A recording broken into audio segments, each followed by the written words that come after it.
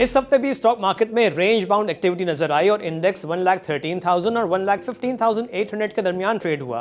पिछले हफ्ते की तरह इस बार भी 1,15,800 के करीब इंडेक्स ने स्ट्रॉन्ग रेजिस्टेंस शो की और हफ्ते के अख्ताम पर KSE 100 इंडेक्स 392 पॉइंट्स की कमी के बाद 1,14,880 पर बंद हुआ। बैंक्स और DFIs इस महीने सेलिंग करते हुए नजर आ रहे हैं और आउटगोइंग वीक के पहले 4 ट्रेडिंग सेशंस में मजमूई सेलिंग $10.24 मिलियन की रही। इस हफ्ते टी-बिल्स ऑक्शन हुआ और यील्ड्स में 20 से 45 बेसिस पॉइंट्स तक कमी हुई, जिसके बाद 3 मंथ टी-बिल यील्ड 11.58%, 6 मंथ की 11.4% और 12 मंथ टी-बिल यील्ड 11.34% हो गई है। टेक्सटाइल एक्सपोर्ट्स के नंबर्स पर नजर डाली जाए तो दिसंबर 2024 में टेक्सटाइल एक्सपोर्ट्स $1.5 बिलियन रहीं, जो सालाना बुनियाद पर 6% का इजाफा है और नवंबर 2024 के मुकाबले में 1% का। वैल्यू एडेड सेगमेंट की एक्सपोर्ट्स में 12% का इजाफा देखा गया, जिसमें नेटवेयर की एक्सपोर्ट्स दिसंबर 2024 में $391 मिलियन, रेडीमेड गारमेंट्स $357 मिलियन और बेडवेयर की एक्सपोर्ट्स $256 मिलियन रहीं। और इस तरह इस माली साल के पहले 6 माह में टेक्सटाइल एक्सपोर्ट्स $9 बिलियन तक पहुंच गई हैं, जो सालाना बुनियाद पर 10% का इजाफा है। हफ्तावार इन्फ्लेशन में 0.77% कमी हुई और ये चौथा मुसलसल हफ्ता है जिसमें वीकली इन्फ्लेशन कम हुआ। आने वाले दिनों में मार्केट एक्टिविटी कैसी रहेगी, इस पर हम बात करेंगे अली नवाज से, जो चेस सिक्योरिटीज के CEO हैं। Ali, welcome to the show. Thank you so much. Ali, ये दूसरा कंसेक्टिव वीक था जब मार्केट एक रेंज में ट्रेड हुई और इसके साथ साथ एक दफ़ा फिर 1,15,800 के पास स्ट्रॉन्ग रेजिस्टेंस नजर आई। आप इसको कैसे एक्सप्लेन करेंगे? देखिए, हमने लास्ट क्वार्टर में देखा मार्केट में अक्टूबर टू दिसंबर एक बहुत अच्छी रैली आई, जिसमें खासतौर पे एनर्जी सेक्टर ने लीड किया था इस पूरी रैली को। हाउएवर जनवरी में थोड़ी सी मार्केट अब कंसोलिडेट कर रही है और इन्वेस्टर्स अपना पोर्टफोलियो रीअलाइन कर रहे हैं। आगे इंटरेस्ट रेट्स भी एक्सपेक्टेड हैं कमिंग वीक में अनाउंस होना, और लोग ये जो है वो अपने पोर्टफोलियोज को उस हिसाब से रीअलाइन कर रहे हैं कि शायद उसमें थोड़ा सा एनर्जी के साथ exposure towards fertiliser, exposure towards cements या सिक्लिकल सेक्टर जिनको हम कहते हैं, उसमें भी कर रहे हैं। तो आई थिंक ये जो रेंज बाउंड एक्टिविटी, ये जो कंसोलिडेशन की एक्टिविटी, ये सिर्फ पोर्टफोलियो रीअलाइनमेंट के लिए है।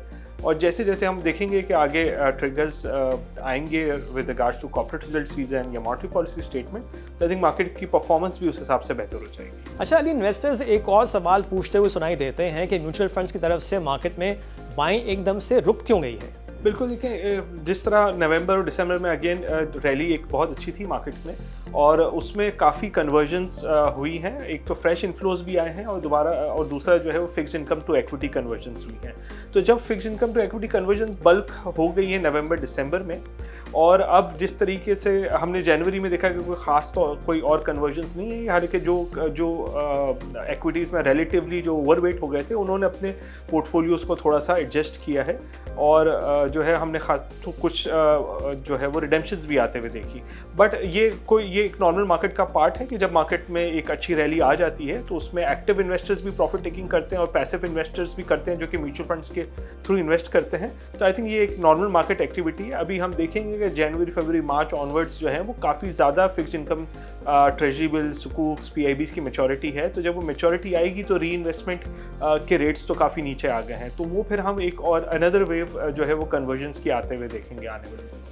और अली, आप समझते हैं कि मंडे को अगर पॉलिसी रेट में मजीद कमी होती है तो फिर म्यूचुअल फंड्स की तरफ से दोबारा बाइंग शुरू हो सकती है? जी एब्सोल्युटली, बिल्कुल। अब वैसे तो फिक्स इनकम की यील्ड्स काफ़ी इनकॉर्पोरेट कर चुकी हैं कट को, बट डेफिनेटली ये एक सेंटिमेंट बूस्टर होता है, एक सेंटिमेंट के लिए पॉजिटिव होता है कि जब रेट्स कंसिस्टेंट कट होते हैं और जब स्टेट बैंक का आउटलुक भी आता है टुवर्ड्स बेटर इकोनॉमिक प्रोस्पेक्ट्स, तो ये एनकरेज करते हैं कन्वर्जन्स टुवर्ड्स एक्विटीज़। अच्छा अली, रिजल्ट सीजन शुरू हो गया है और आप क्या समझते हैं कि गोइंग फॉरवर्ड उन शेयर्स में एक्टिविटी ज़्यादा होगी जहां बेहतर रिजल्ट्स और डिविडेंड्स की एक्सपेक्टेशंस हैं? जी बिल्कुल, कॉर्पोरेट रिजल्ट सीजन में हम देखते हैं कि कुछ कंपनीज अपने फुल ईयर अनाउंस करेंगी, कुछ अपने हाफ ईयर अनाउंस करेंगी और कुछ पे आउट्स भी देंगी, और फिर ज़रा अपना आउटलुक भी उनका, जिस तरीके से उनके पिछले क्वार्टर की परफॉर्मेंस हुई है उसको देखकर जो है वो इन्वेस्टर्स आगे के क्वार्टर्स पर व्यू बनाएंगे। तो आई थिंक जैसे जैसे जिन के कॉर्पोरेट रिजल्ट्स आते रहेंगे, जो डिविडेंड्स अनाउंस करेंगे, जो अर्निंग्स अनाउंस करेंगे, तो हम देखेंगे कि उन्हीं स्टॉक्स में जो है वो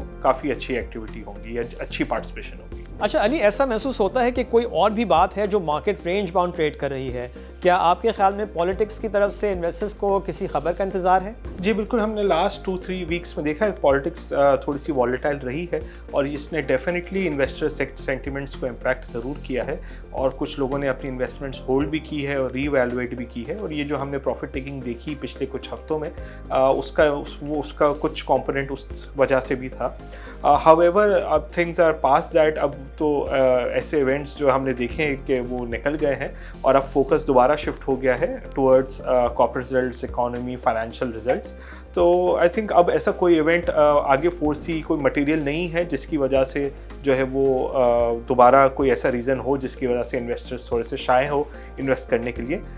इसीलिए हमें लग रहा है कि आने वाले दिनों में थोड़ी सी पार्टिसिपेशन मार्केट में एक्टिव और बेहतर हो जाएगी। अच्छा अली, इन्वेस्टर्स को अब क्या स्ट्रैटेजी अपनानी चाहिए? देखिए, एक चीज़ तो हमने पिछले कुछ टाइम में देखी भी है कि मार्केट जो है वो जब परफॉर्म करती है और जब वैल्यू स्टॉक्स होते हैं वो कुछ टाइम अगर कंसोलिडेट भी कर जाएं और अगर रेंज बाउंड परफॉर्मेंस भी हो तो जब मार्केट में एक अच्छी बुलिशनेस आती है तो वो बहुत जल्दी परफॉर्म कर जाते हैं। तो अभी भी हमारा इन्वेस्टर्स को रिकमेंडेशन यही है कि ब्रॉडर पिक्चर की तरफ देखें।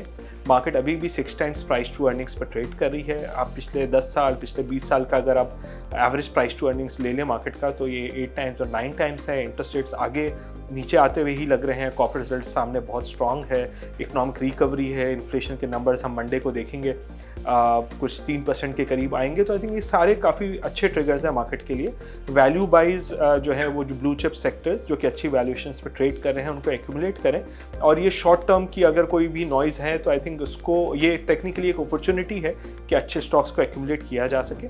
और फिर हम जैसे ही मार्केट में हम देखते हैं कि सेंटिमेंट्स बेहतर होते हैं तो प्राइस परफॉर्मेंस भी वैसी उतनी ही तेज़ी से आती है। तो I think it is a good period to accumulate stocks without any fear. इसको आराम से एक्यूमुलेट करें और जो है वो हम मार्केट की परफॉर्मेंस आगे आने वाले दिनों में बेहतर भी होते हुए देखेंगे। Okay Ali, thank you very much. Thank you so much. Thank you. और अब नजर डालते हैं अगले हफ्ते के इंपॉर्टेंट इवेंट्स पर। मंडे को मॉनेटरी पॉलिसी कमेटी की मीटिंग है और ज्यादातर एनालिस्ट पॉलिसी रेट में 1% का कट एक्सपेक्ट कर रहे हैं। इसके अलावा अटक ग्रुप के रिजल्ट्स भी मंडे को ही अनाउंस किए जाएंगे जिसमें अटक सीमेंट, अटक रिफाइनरी, नेशनल रिफाइनरी, अटक पेट्रोलियम और पाकिस्तान ऑयल फील्ड्स शामिल हैं। ट्यूसडे को इंटरनेशनल स्टील के हाफ ईयर के रिजल्ट्स, वेंसडे को फौजी फर्टिलाइजर के एनुअल रिजल्ट्स और एफएफसी के रिजल्ट्स का इन्वेस्टर्स को खास तौर पर इंतजार है क्योंकि एफएफपीएल के मर्जर के बाद पहली दफा मर्ज्ड एंटिटी का रिजल्ट और पे आउट अनाउंस किया जाएगा। थर्सडे को फॉरेक्स रिजर्व्स का डेटा और लकी सीमेंट और इंटरनेशनल इंडस्ट्रीज के हाफ ईयर रिजल्ट्स भी अनाउंस किए जाएंगे और जुमे को वीकली इन्फ्लेशन का डेटा आएगा। और अब इस हफ्ते के टॉप 5 गेनर्स। इस हफ्ते फौजी सीमेंट की शेयर प्राइस में सबसे ज्यादा इजाफा हुआ जो 15% रहा। कोहिनूर टेक्सटाइल मिल्स की शेयर प्राइस में 13% का इजाफा हुआ, सिनर्जी 12%, लॉट कैम की शेयर प्राइस में 6% का इजाफा हुआ और मेपल लीफ सीमेंट की शेयर प्राइस में इस हफ्ते 5% का इजाफा हुआ। और अब इस हफ्ते के टॉप 5 लूजर्स। इस हफ्ते सबसे ज्यादा कमी मारी एनर्जीज की शेयर प्राइस में हुई और ये 15% नीचे रहा। नेशनल रिफाइनरी 9%, साजगार इंजीनियरिंग की शेयर प्राइस में 8% कमी हुई, पाक गल्फ लीजिंग 6% और पाकिस्तान इंटरनेशनल बल्क टर्मिनल की शेयर प्राइस में भी इस हफ्ते 6% कमी हुई। रिजल्ट सीजन का आगाज हो गया है और होंडा एटलस कार्स के 3rd क्वार्टर और 9 मंथ्स के रिजल्ट्स अनाउंस हुए। 3rd क्वार्टर में होंडा एटलस कार की अर्निंग्स पर शेयर ₹3.97 रही जो सालाना बुनियाद पर 4 टाइम्स और क्वार्टरली बेसिस पर 2.2 टाइम्स का इजाफा है। इस तरह 9 मंथ्स की EPS ₹7.19 रही। ये रिजल्ट मार्केट एक्सपेक्टेशन से बेहतर था जिसकी बुनियादी वजह 9.2% के ग्रॉस मार्जिन्स थे। 3rd क्वार्टर में होंडा एटलस कार्स की नेट सेल्स ₹17.8 बिलियन रिकॉर्ड की गई जो सालाना बुनियाद पर 44% का इजाफा है। इंटरेस्ट रेट्स में कमी के बाइस फाइनेंस कॉस्ट में 52% कमी हुई। And that's it for this week. Have a nice weekend. खुदा हाफिज।